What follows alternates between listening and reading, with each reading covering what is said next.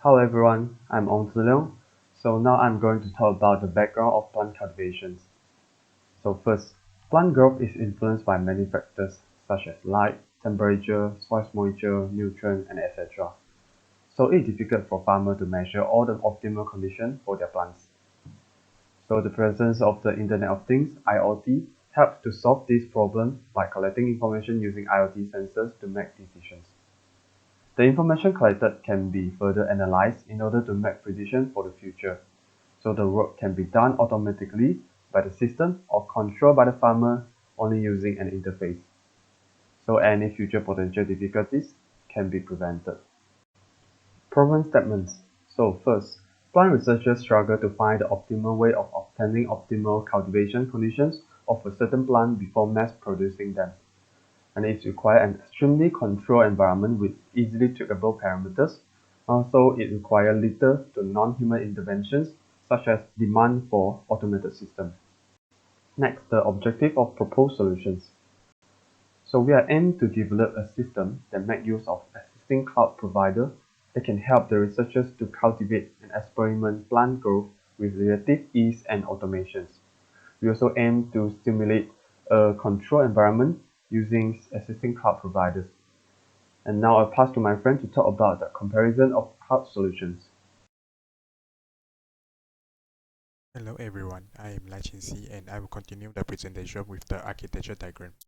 Generally, the system is separated into three sub-modules, which are the environment parameters regulation, plant growth evaluation, and the intruder detection system. A total of 10 AWS services are integrated into the system. First of all, the IoT core will be used as a gateway to manage the data collected by the sensors.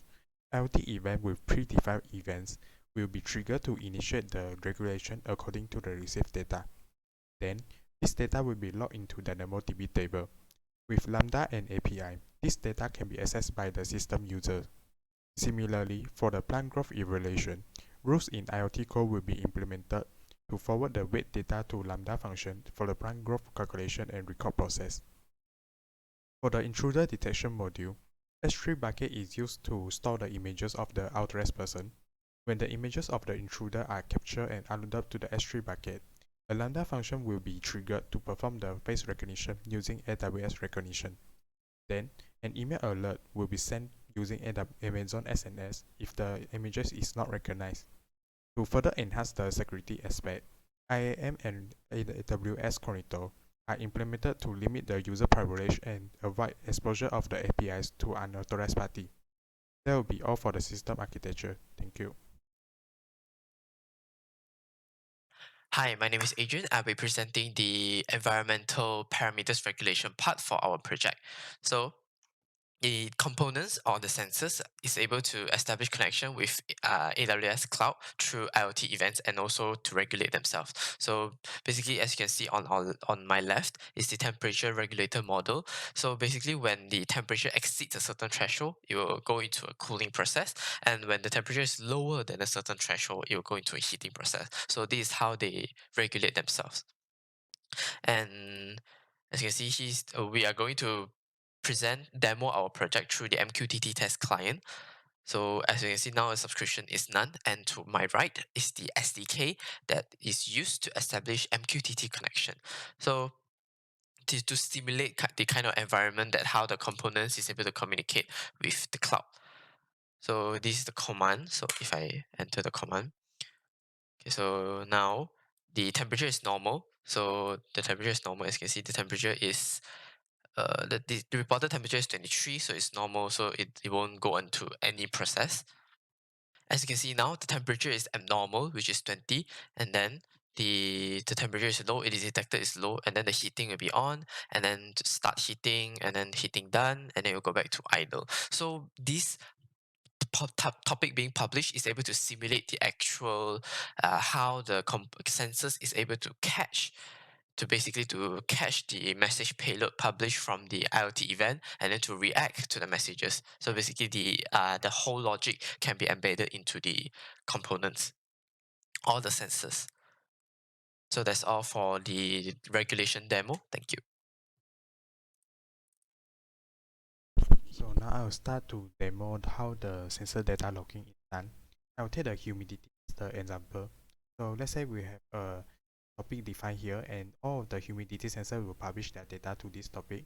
So this behavior will trigger the IoT event. The IoT event will have an on input event which will trigger a AWS Lambda function. The Lambda function will then extract all this data, then write the record into the cultivation status table over here. So let's say we have the message data out here. We set the humidity, the cultivation ID to 3, publish it. So in the cultivation status table, you can see that there will be a new record generated here, and this is the log of the sensor data. And this behavior will basically similar for all of the sensor event. And that will be all for the data logging part. Thank you. So now I will start the demonstration on the plant growth evaluation module. So generally this module will have a IoT core with the rules defined, receive all the sensor data of the weight, and then forward it to a Lambda function. This Lambda function will do two things.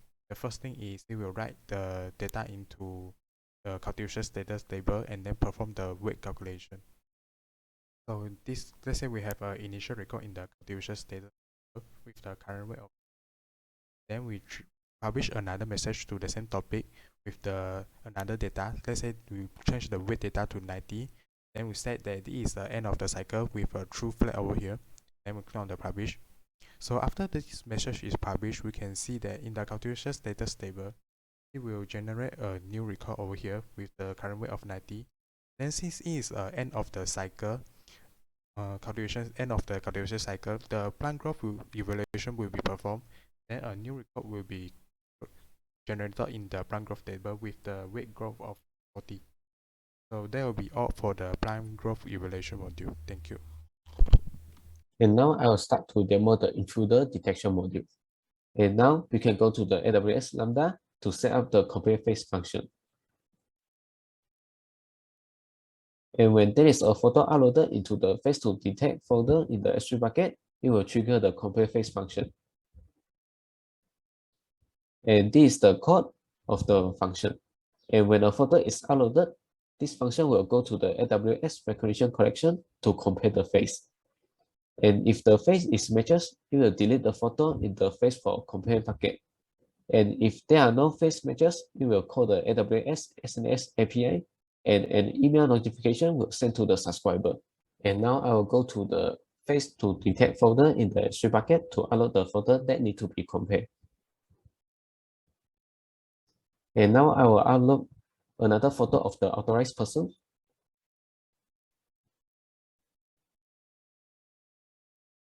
And after the photo is uploaded successfully, and we can go back to the folder.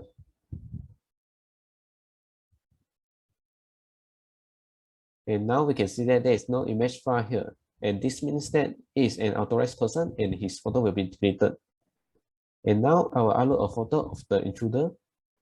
And the photo of this intruder is not entered into the collection of the AWS recognition before.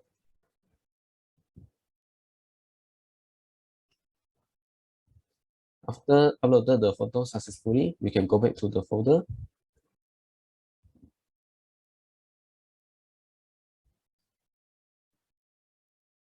And now we can see that the image file is not deleted. And this means that it is an intruder. And now we can go to our email and we can see that we received an intruder detection notification. And this is the time and date of the potential intrusion event. And we can click on this link to see the intruder photo. And that's all for my part. Thank you. Okay, so now I will demo the part that I have done in our project. They are DynamoDB, Lambda function, API, and committer. And I will straight away show you the UI or user interface of our project and show you how the data will be displayed and how the committer can be used to control the access list. Okay, so now we are at the sign up page of our system. So whenever you want to use the system, you need to sign in. So before signing, you need to sign up. So here you need to put your email and your password. After click the register button, a code will be sent to the email that you have specified here. And then you need to key in the code inside to validate the code.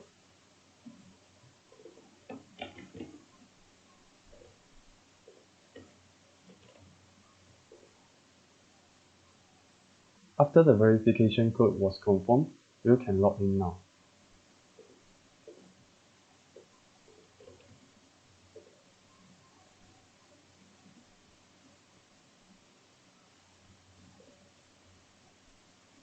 So here, there are total 3 modules here. The first one is the plant page, to show all the detail of the plants. And the second page is the plant growth page. It shows the initial weight, latest weight, and rate growth of the plant. And the last one is the cultivation status page. So it shows all the current humidity, soil humidity, temperature, weight, and desired humidity as well. So now I will show you the example if we didn't sign in and we didn't have the right to access the API.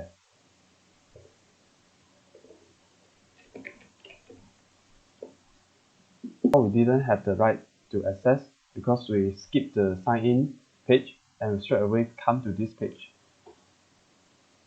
And you can see that if I click the plant page, the console here will be pop up the error and no data will be shown in the page. So this can prevent anyone to use the API link and to ensure the safety of the system. And I think that's all for my part. Thank you.